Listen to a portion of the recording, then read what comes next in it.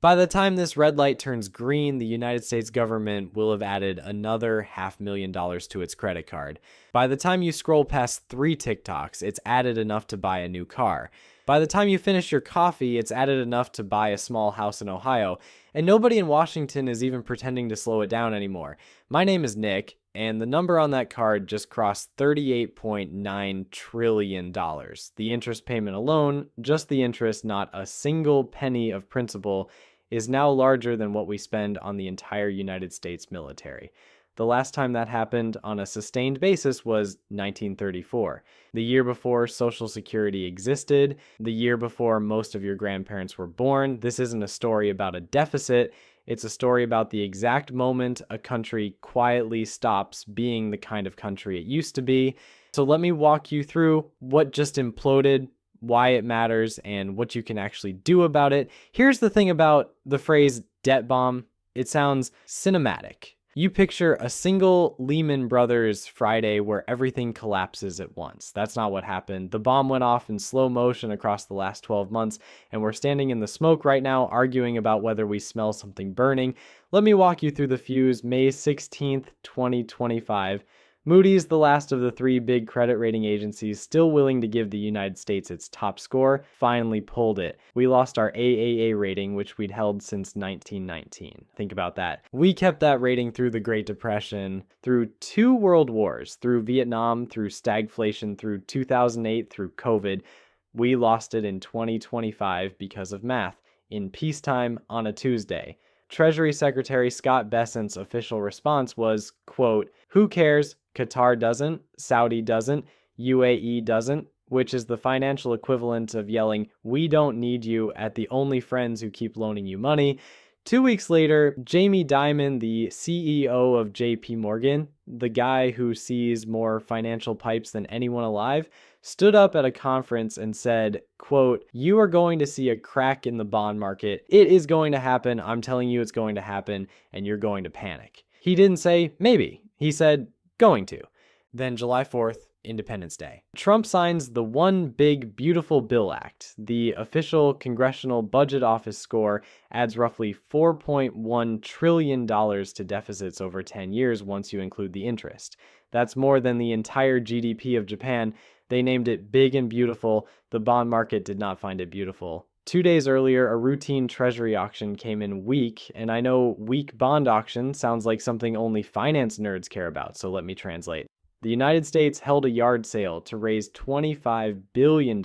Of every 5 neighbors who said they'd show up, only about 2.5 actually did. The ones who came demanded a discount. March 2026, China's reported holdings of U.S. Treasuries fall to $652 billion, the lowest level since 2008. What did they buy instead? 225 tons of gold last year alone, more than the entire gold reserves of Switzerland. They didn't just sell our debt, they bought a vault and filled it. May 19th, 2026, the 30-year Treasury yield hits 5.19%, the highest level since before the Great Financial Crisis. 3 days later, Kevin Warsh gets sworn in as the new Fed chair. Trump stands next to him in the East Room and says, and I'm not making this up, "I want Kevin to be totally independent. Don't look at me. Don't look at anybody, just do your own thing." Which is the same tone of voice you'd use telling a Labrador not to eat the steak you just put on the counter. That's the fuse, 12 months. Every one of those headlines individually would have been ignored. Together, they're the bomb. Now let me show you the math, because the math is more disturbing than any of the headlines. The total national debt is around $38.9 trillion. That works out to $288,000 per household, more than the median home price in 30 states. Your family's share of the national debt could literally buy you a house. In Ohio, with a yard, congratulations. And it's growing. We are running a deficit of roughly $2 trillion a year, every year, forever, ever. There's no plan to stop. The proposals we do have, like the Big Beautiful Bill, are explicitly designed to make it grow faster. But the headline number isn't even the scary part. The scary part is what it costs to carry. In fiscal year 2025, the United States paid $970 billion in interest. Just interest. That's not paying anything down. That's the rent on money we already borrowed. CBO projects will cross 1 trillion this year and 1.8 trillion by 2035. Let me put that in context. 970 billion is more than we spend on Medicare, more than we spend on national defense, the entire defense budget, every aircraft carrier, every soldier, every fighter jet, every missile. We are paying more to bondholders than we pay to defend the country. Let me make this real. Picture a married couple in Phoenix making $145,000 between them, 2 kids in elementary school. They pay roughly $30,000 in federal income tax. Of that $30,000, about $6,000 real money. The amount that would have paid for a family vacation or a year of daycare went straight to bondholders. Not roads, not schools, not the soldiers their cousin serves with.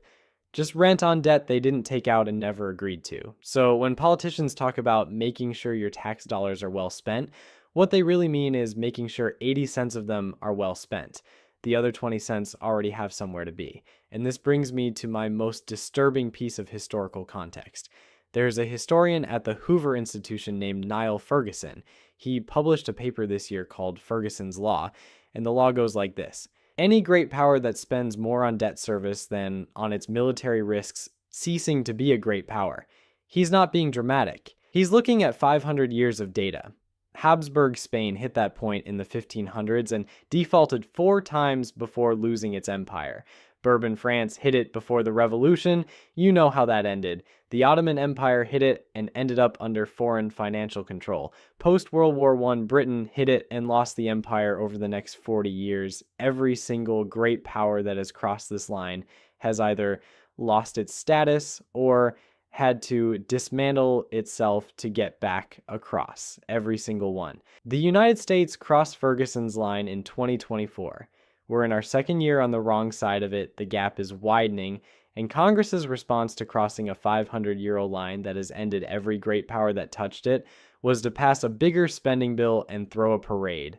Quick rehook. The single most useful way to think about all of this, roughly 1 out of every $5 the federal government collects in taxes now goes straight to bondholders. 20 cents on every tax dollar.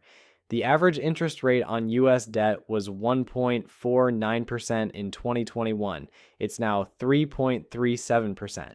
About a third of our debt has to be refinanced every year at today's rates. The old cheap debt rolls off, the new expensive debt rolls on, and the bill gets bigger. That's not a forecast, that's arithmetic.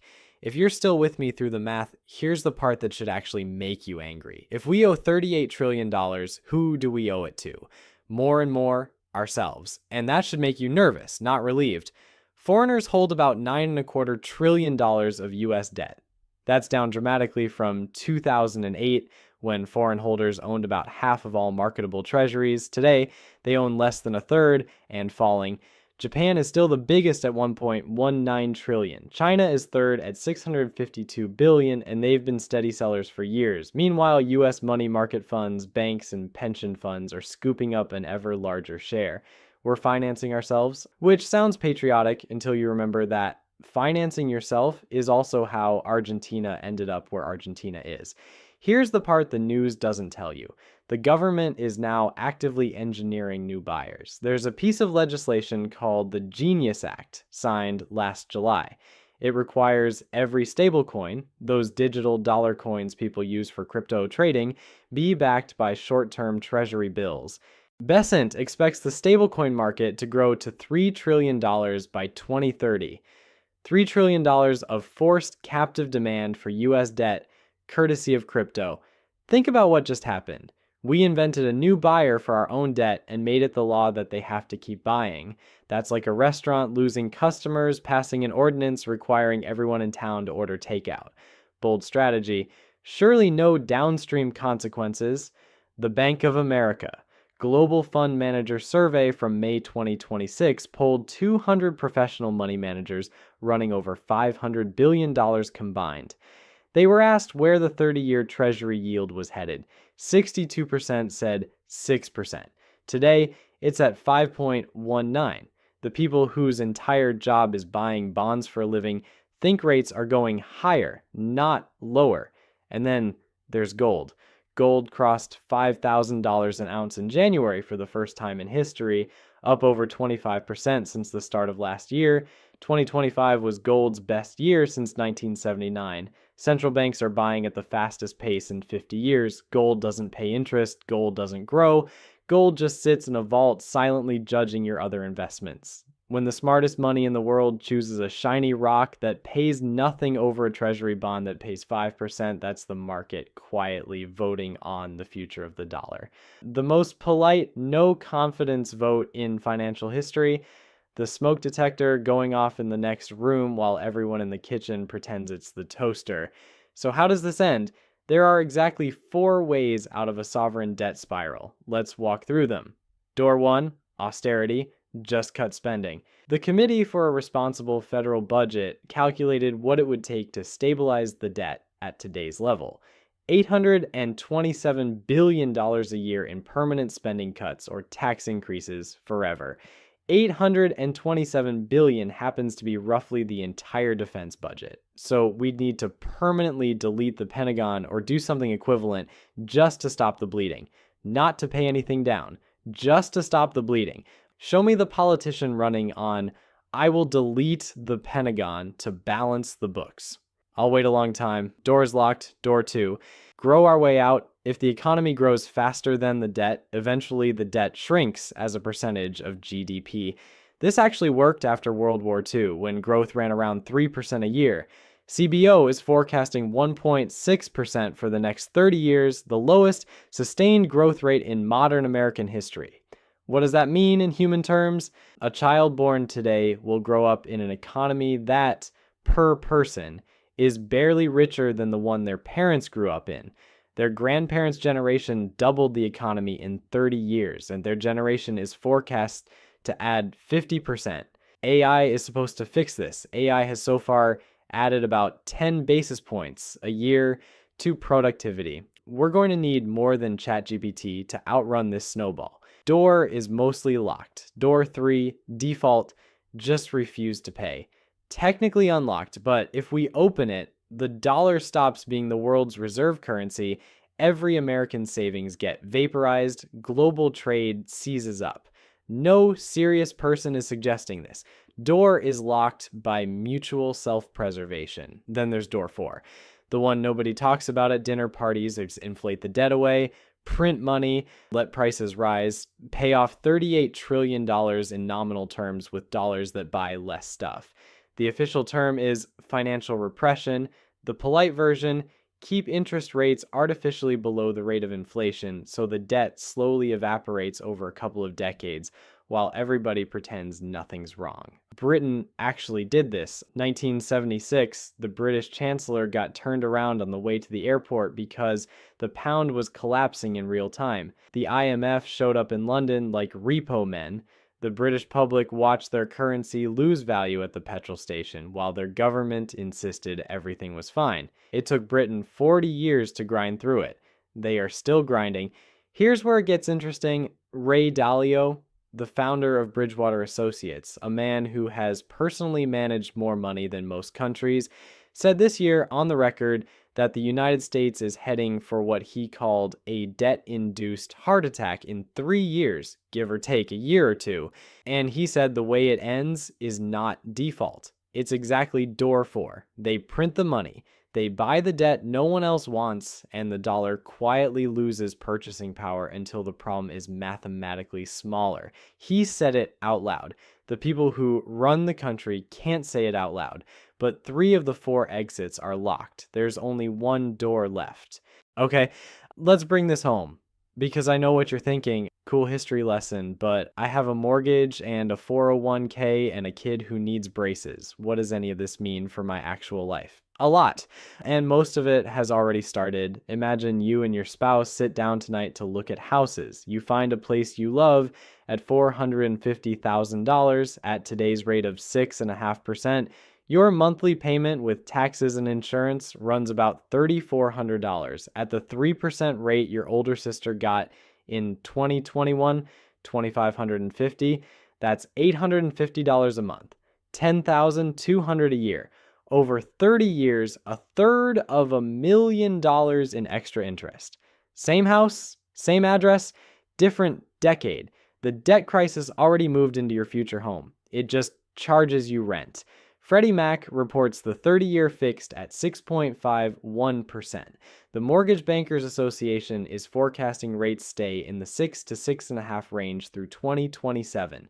That gap isn't going anywhere. The bomb isn't coming for your housing budget. It already came. You're living in it. Then there's Social Security. If you're 50 years old today, here's a fun thought experiment. You'll hit full retirement age right as the old age trust fund runs dry. The 2025 Trustees Report says the fund is depleted in 2033. The day you file your first claim, the check will already be 23% smaller than what your benefit statement is telling you. Not a proposal, not a worst case, a mathematical certainty written into law unless Congress acts. And Congress has known about this since the kids who'll be working when you retire were in middle school. The Medicare Hospital Insurance Trust Fund now runs out in 2033 too. The trustees moved it up by 3 full years in one report. If you're under 35, your entire working life will be spent inside the era of repressing this debt. You'll pay higher taxes, earn lower real returns, and watch your purchasing power slowly leak. If you're over 50, you'll retire directly into the trust fund cliff. Nobody escapes this clean. The question is just whether you see it coming. Rehook. This is the part where you can actually do something. Here's what serious people are doing. None of this is financial advice, but here's the framework. Ray Dalio recommends 10 to 15% of your portfolio in gold. Stanley Druckenmiller has 15 to 20% of his portfolio shorting long-dated treasury bonds. Warren Buffett is sitting on $325 billion in cash. The most experienced people in finance are positioning for a storm. They might be wrong. You don't have to be all in to take an umbrella. So gold, 10 to 15%, not as a get-rich asset as insurance against the dollar. Gold doesn't grow. Gold just sits in a vault, silently judging your other investments, which is what every major central bank on earth is buying right now. So maybe pay attention. Real assets, real estate you can live in or rent out. Productive businesses with pricing power, companies that can raise prices when their costs go up. Index funds full of those companies. For the safe portion of your portfolio, stick to the 5 to 7 year part of the treasury curve. Don't lock in 30-year bonds at today's rates and pray. I-bonds and TIPS work as actual inflation protection. I-bonds are capped at $10,000 per person per year, which sounds limiting until you remember that's $20,000 for a couple. Take it. And most importantly, do not panic. We are not Argentina. We are not Weimar Germany. We are not even Britain in 1976. We are the United States, and the slow grind is not the end of the world. It's just the end of a specific era. The era of cheap money, of free lunches, of pretending that $38 trillion doesn't matter because the line on the chart hasn't broken yet. The line is starting to break. The bomb already went off. You just got here a little late, which is fine because most people haven't shown up yet at all. You have time. Use it.